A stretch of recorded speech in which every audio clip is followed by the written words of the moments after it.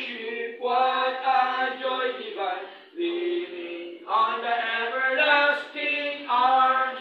What a blessedness, what a peace is mine, leaning on the everlasting arms. Leaning, leaning, safe and secure from all alarms. Leaning, leaning, leaning on the everlasting arms. Purihin po ang Diyos at muli po tayong narito ngayon sa ating pong bahay panambahan. Sama-sama po tayo upang atin pong purihin, dakilain, sambahin yung ating Diyos na buhay. Handa na po ba natin isambahin yung ating Diyos? Amen. Amen. Tayo lahat po'y tumayo. Tayo po'y awit sa Lord, mga kapatid.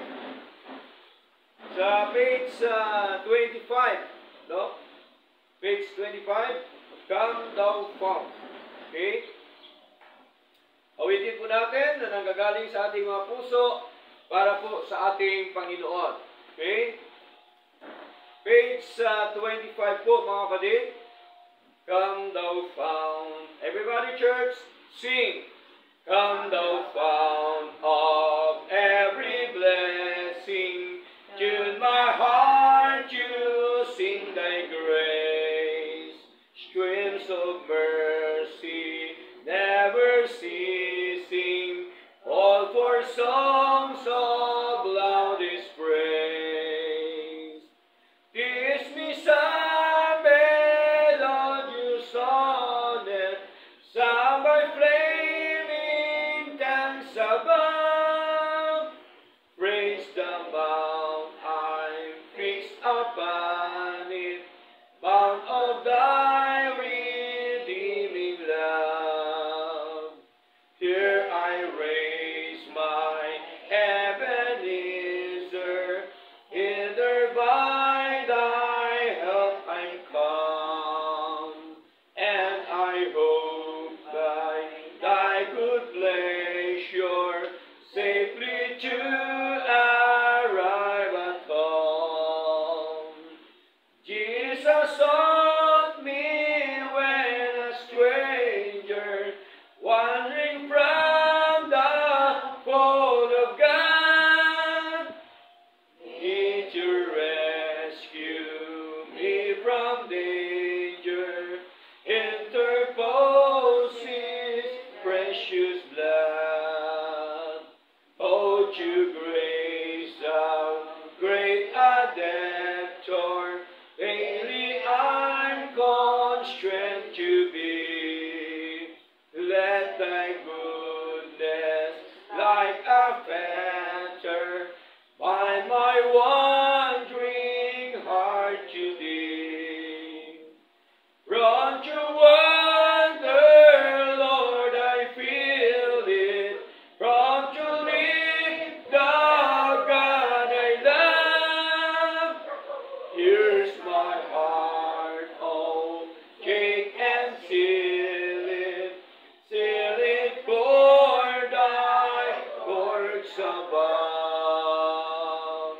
Amen. Next po, mga kapatid, para kay Lord, sa page number 18, 1-8 po. My Jesus, I love Thee. Okay? Page 18 po. Lord, Father God, tunay nga po na kayo po ang Diyos na karapat-dapat po na aming dakilain, purihin po sambahin, Panginoon, sapagkat kayo po ang buhay na Diyos. Kayo po, O Diyos, ang may-ari ng lahat ng mga bagay sa mundo po ito. Kayo po ang Diyos na Espiritu at katotohanan ng Lord God. Kaya, Panginoon, kami po ay narito ngayon upang kami po ay sama-sama, O Lord God, na patuloy po namin itaas, Panginoon, ang inyong pong pangalan sa aming kalagitnaan, Lord God. At tunay nga po, Lord God, patuloy po namin pinapasalamatan ang inyong kadakilan, Lord God. Salamat po, Diyos, sa kalusugan, kalakasan, kasiglahan, Panginoon. Salamat po, Lord God, sa lahat-lahat po ng mga biyaya at pagkapala na inyo pong ipinagkalob sa amin, Panginoon. At tunay nga po, Lord God, itong dahilan kung bakit, Panginoong Diyos, na kami po ay masigla, malakas, Panginoon. Itong dahilan, O Lord God, na kami po ay sama-sama po ngayon, O Lord God, sapagkat tunay nga po, Panginoon, na ang pagsamba po ito ay inyong utos, Panginoon, na dapat po kayo sambahin, O Lord God, sa Espiritu at katotohanan, O Lord. Salamat po na marami. Gayon din po, Diyos, marami pong salamat sapagkat kami po ay inyong iningatan sa buong linggo, sa buong araw, Panginoon, sa aming mabuhay. Salamat po, Lord God, sapagkat hindi niyo po kami iniiwanan ni pinababayaan ng Panginoon. Salamat po sa mga katugunan ng aming mga panalangin. Salamat po, Diyos, sa inyo po mga kabutihan, Panginoon, na inyo pong ginawa sa amin, Panginoong Diyos. At tunay nga po, Panginoon, na walang dahilan para hindi kayo namin paglingkuran, purihin at sambahin sa aming mga buhay, Lord. Panginoon, sa amin po ngayong pag-aralan po, Diyos, kami po'y inyong samahan, Panginoon, anuman ang mga balakid, hadlang mo, Diyos, sa araw na ito, Panginoon, sa oras na ito ng aming pagsamba sa inyo, nawa ito po inyong wasakin, Lord God, sa inyo pong kapangyarihan, Lord. Salamat po na marami at nawa, Panginoon, kung meron man po kayo nakitang karumihan sa aming mga puso, nawa kami pong lahat ay inyo pong patawarin. Kami pong lahat nawa inyong linisin, Panginoon, ng inyong pong kapangyarihan, Lord. Salamat po na marami at nawa, O Diyos, kami po inyong patuloy na pagpalain, Panginoon, sa inyo pong mga salita. At nawa, O Diyos, kayo po nawa ang siyang patuloy na kumilos, Panginoon, ng aming mga puso, O Lord God, upang sa ganon, O Lord, ang inyong mga salita, Panginoon, ay tunay po na manahan sa amin. At patuloy niyo rin po nawa iukit, Panginoon, ang inyong mga ginintong aral sa amin mga buhay, O Lord God. Salamat po na marami. At ganyan po, dalangin po namin sa inyo ang mga kapatid na yon na hindi namin nakasama, Lord. Kayo po nawa ang siya din patuloy na mag-iingat sa kanila, magpala sa kanila, O Lord God. Salamat po sa buhay ng bawat kapatid na narito, maging po sa mga kapatid, Panginoon, na sa virtual worship, Panginoong Diyos. Nawa kami pong lahat ay patuloy niyo pong bukurin, Panginoon, ng inyo pong kapangyarihan. At kami po, Panginoon, ay punuin niyo po ng inyo pong mga pagpapala po, Diyos, sa araw na ito. Salamat po, Lord God. At tunay nga po, Panginoon, na sa inyo lamang po ang lahat na karangalan at kalulhatian. Sa pangalan po ni Jesus, ito po ang aming dalangin. Amen. Second Timothy. Second Timothy po. Timothy. Chapter 3. Chapter 3 nga. 3, chapter 1, verse 17. Second Timothy.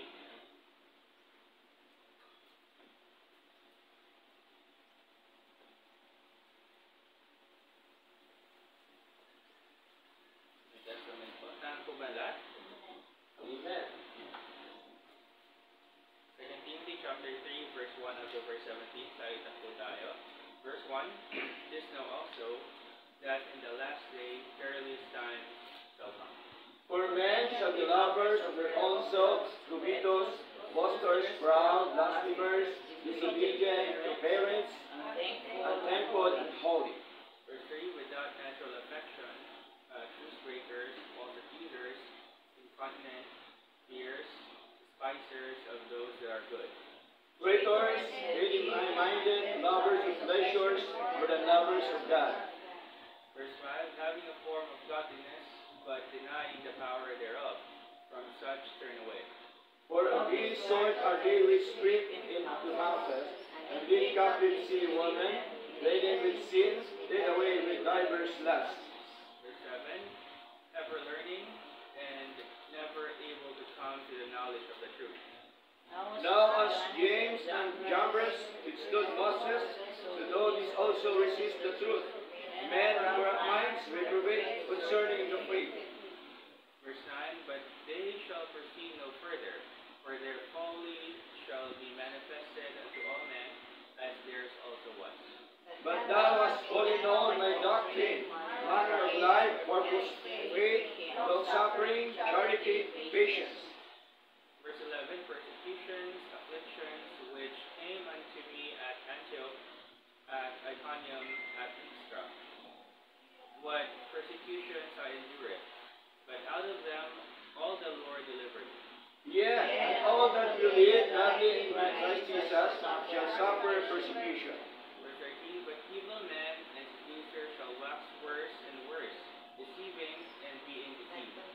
But continue thou in the things which thou hast learned, and hast been assured of, knowing of whom thou hast learned them. Verse 15, and that from a child thou hast known the Holy Scriptures, which are able to make thee wise unto salvation through faith which is in Christ Jesus. All Scripture is given by the inspiration of God, and is profitable for doctrine, for reproof, for correction, for instruction in righteousness. So put that to verse 17. That the man of God may be perfect, truly furnished unto all good works. Ating Diyos na buhay, at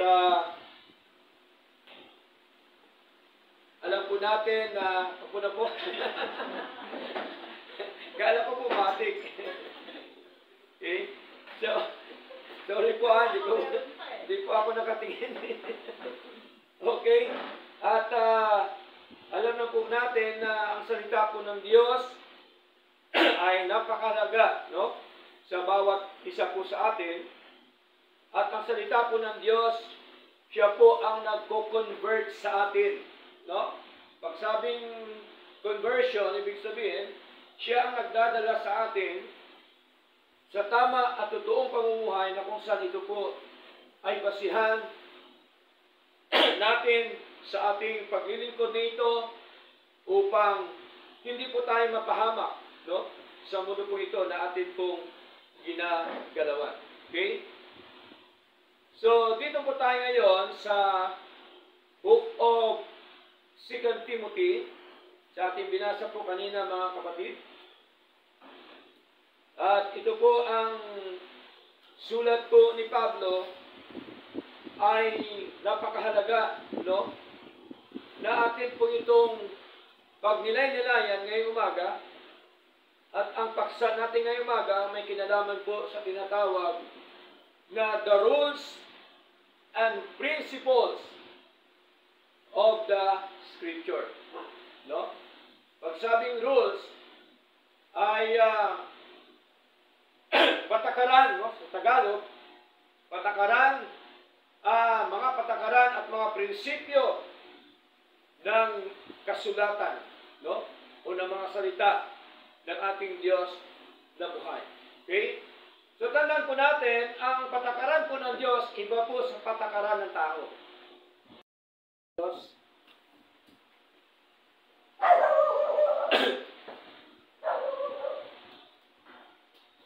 Atin po ipanalangin ang ating biyahe po, ang ating pagpunta sa March 31, doon sa Cavite po, mga kapatid. Panalangin natin ang may mga sakit karamdaman, din ang mga kapatid na nanlamig. Panalangin natin sila. Manalangin po tayo, Amang Banal. Maraming salamat po, Diyos, sapagkat naging matagumpay ang inyong gawain. Salamat po, Lord God, sa inyong po mga salita na siyang patuloy na nagbigay sa amin ng encouragement, patuloy na nagbigay sa amin ng hamon sa aming mga buhay, O Lord God. Salamat po sa inyong mga salita. Salamat po, Diyos, sa inyong doktrina, Panginoon.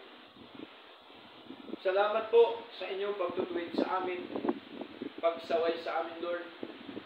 Salamat din po, Lord God, na kami po, Panginoon, ay patuloy niyo po na sinasanay sa inyo pong katuwiran, O Lord.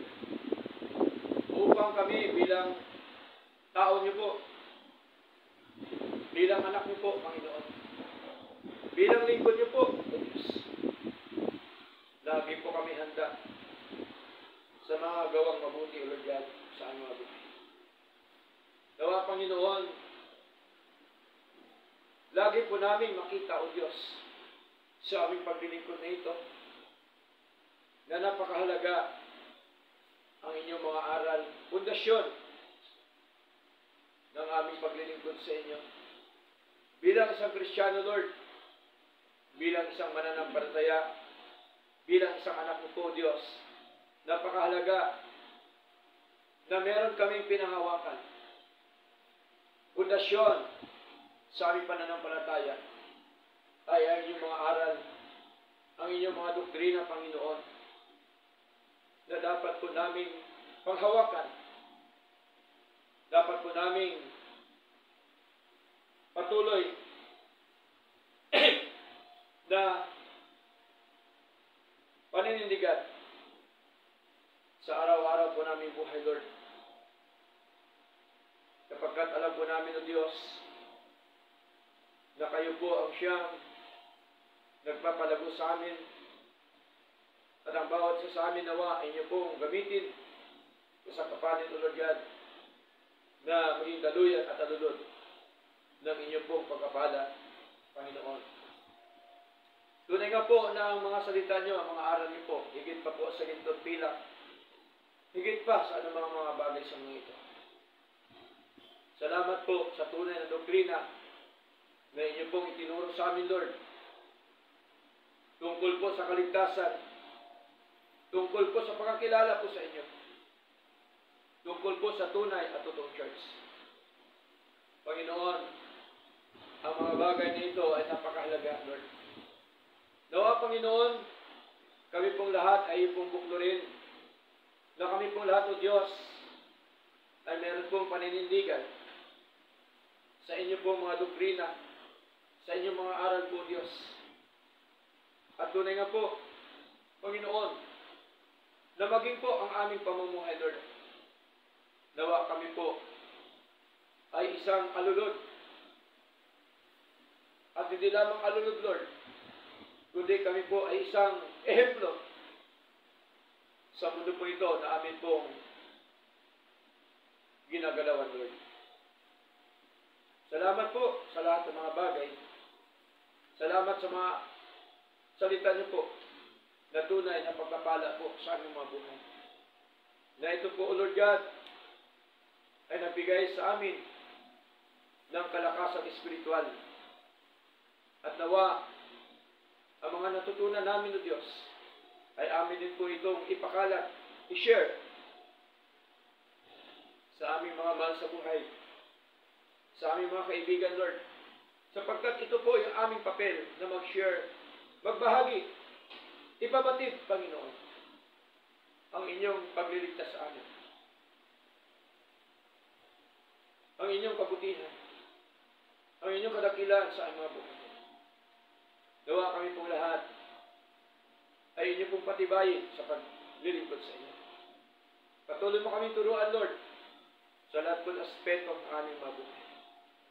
Dadalangin po namin ang bawat isa, bawat mga kapatid na narito, maging po mga kapatid sa virtual worship. Kayo po nawa ang siyang magpala sa amin lahat. Tugunan niyo po nawa, O Lord, ang aming mga pangailangan sa araw-araw. Kayo po nawa ang magbasbas ng aming mga anak buhay. Kayo po ang siya magbasbas ng mga negosyo at mga kabuhayan na ipinagkaloob po sa amin, Lord. Nawain niyo po itong palaguin, Panginoon. Salamat po. At ganyan po, Diyos, dinadalangin po namin sa inyo ang aming mga mahal sa buhay. Sa iba't ibang lugar, iba't ibang dako. Kayo po nawa ang siyang magbigay ng kagalingan, Lord, sa kanila. Physical, Lord God. At nawa, maging po sa kagalingan espiritual. Sila din po nawa ay inyong pong kilusin, Lord. Wala pa kami kapangyarihan, kundi kayo lamang ang siyang may kapangyarihan, Lord, na gumawa ng mga bagay na iyon, Lord.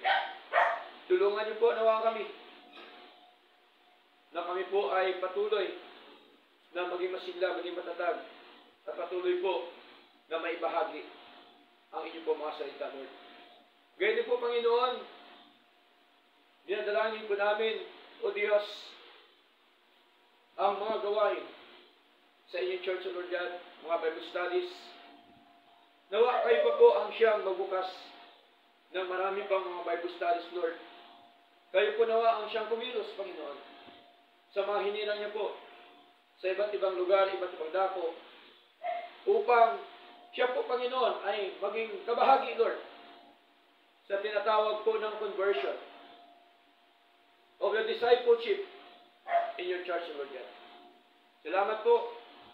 At gini po, Diyos, pangunahan niyo rin po, Panginoon, ang aming joint fellowship this coming March 31 doon sa Cavite. Nawa, patuloy mo kaming ingatan at kilusin, Panginoon. Pagpalaan niyo po, nawa kami. Palakasin at pasiklin lalo sa aming pananampalataya na aming makasama ang iba't mga kapatid, ibang mananampalataya doon po sa lugar na iyon, Panginoon. Salamat po, nawa ang Thanksgiving po roon, kayo po ang siyang mag-provide ng pangailangan, kayo po nawa ang siyang manguna ng gawain pong iyon ay maging maayos po at may matagumpay. Ganyan po, Diyos, sa bawat mga gawain, nawa kayo po nawa ang siyang magpalago. Patuloy niyo po nawa kaming pangunahan, samahan, buklurin ang iyong pag-ibig.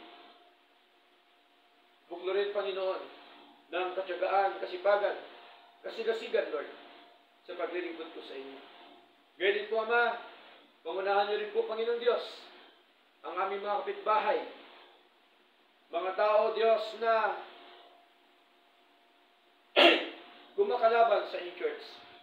Kayo po nawa ang siyang patuloy na manguna, O Lord God. At nawa ipakalawa niyo po sa kanila, O Diyos, na ang inyong church sa dako po ito ay well protected niyo po, Panginoon. Salamat po sa inyong kadakilan, sa inyong kabutihan, at din po, Diyos, nawa, kayo din po nawa ang siyang mag-provide ng mga pangailangan para po sa daan ng church, papunta dito sa church, Lord. Kayo po nawa ang siyang kumilos sa bawat lot owners, Lord. Kayo po nawa ang siyang manguna, O Lord God. At alam po namin, meron po kayong kakdang panahon. Alam po namin, O Diyos, na ikaw po ang siyang nagtatakda ng lahat ng mga bagay sa mundo po ito. Kami po ay patuloy na dumudulog po sa inyo. At batin niyo po, O Diyos, galing po sa aming mga puso, Lord, na nawa, kami po ay inyong tugunin sa aming po mga panalangin. Salamat po, Lord God, maging po sa aming kaloob na ito. Kayo po nawa ang siyang magpaspas.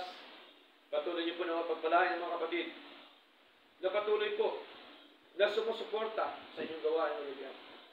At patuloy po nawa, Panginoon, inyong gawain. Lumawak at lumago pa, Panginoon, kung saan niyo po dadalhin ang inyong gawain, Panginoon, na iba pa sa iba't ibang lugar at iba't ibang dako. Salamat po na marami, O Lord God. Patuloy niyo po nawa kami lahat gamitin sa inyong gawain, O Lord. Kasangkapanin niyo po nawa kami, Panginoon, na kami pong lahat nawa ay maging daluyan at alulod ng inyong po mga salita, O Lord God. Salamat po na marami, O Lord God. For you, O Lord, all the glory, all the praises and honor. In the mighty name of our Lord Jesus Christ. This we pray, Lord. Amen. Love with the love of the Lord. God bless po sa inyo. Ingat kayo. Of the Lord.